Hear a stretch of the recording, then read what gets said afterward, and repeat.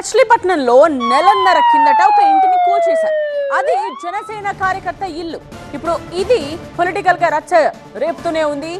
ఇప్పుడు ఎంపీ బాలశౌరి మరోసారి ఆ అంశాన్ని ప్రస్తావిస్తూ మున్సిపల్ కమిషనర్ ను నిలదీశారు.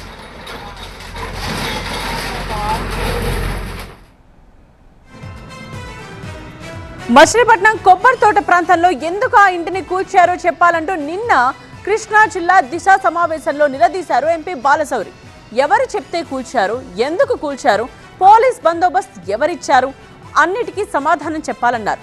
ఎంపీ ప్రశ్నలకు మౌనంగానే ఉండిపోయారు మున్సిపల్ కమిషనర్ బాపిరాజు. దీంతో కూల్చివేతల వెనుక కారణాలపై చర్యలు తీసుకుని నివేదిక ఇవ్వాలని జిల్లా కలెక్టర్ను కోరారు ఎంపీ.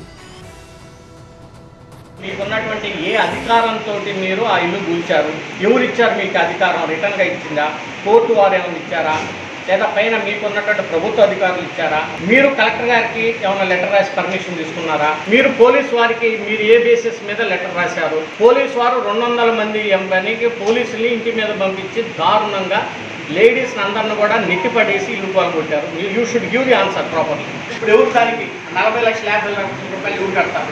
వాళ్ళు నేర్చుకుంటారు. వాళ్ళిద్దరూ వాళ్ళతో తప్పు ఎక్సా వయ్యా అది వాళ్ళు నేర్చుకుంటారు. మీకేం సంబంధం? చెప్పండి కమిషనర్ గారు, మీరు చేసింది కరెక్ట్ అయితే నాకు చెప్పండి అంటున్నా కదా. ఇందులో పెద్ద డిస్కషన్ ఏముంది? మీకు ఎవరు ఇచ్చారు పవర్ ఇల్లు కూర్చోబెట్టడానికి? చెప్పండి నాకు అసలు ఏం జరుగుతుంది అసలు ఇక్కడ? మనం ఫ్రెండ్లీ ప్రభుత్వం అని చెప్పుకుంటున్నాం, ఫ్రెండ్లీ పోలీస్ అని చెప్పుకుంటున్నాం, మీకు ఏదైనా ఇబ్బంది ఉంటే గ్రీవెన్స్కి రమ్మని చెప్పుకుంటున్నాం. కలెక్టర్ గారు ప్రతి సోమవారం రోజు గ్రీవెన్స్ పెడతారు. వాళ్ళు గ్రీవెన్స్కి వస్తే మీరేం సమాధానం చెబుతున్నారో నాకు తెలుసు. మీరు సొసైటీకి మీరు ఆన్సర్ చెప్పాలి కమిషనర్ గారు. You can't hide it. చెప్పండి సార్, ఏ బేసిస్ మీద మీరు పడగొట్టారు? అలా నిలబడితే కొంత ఆన్సర్ చెప్పాలి దానికి.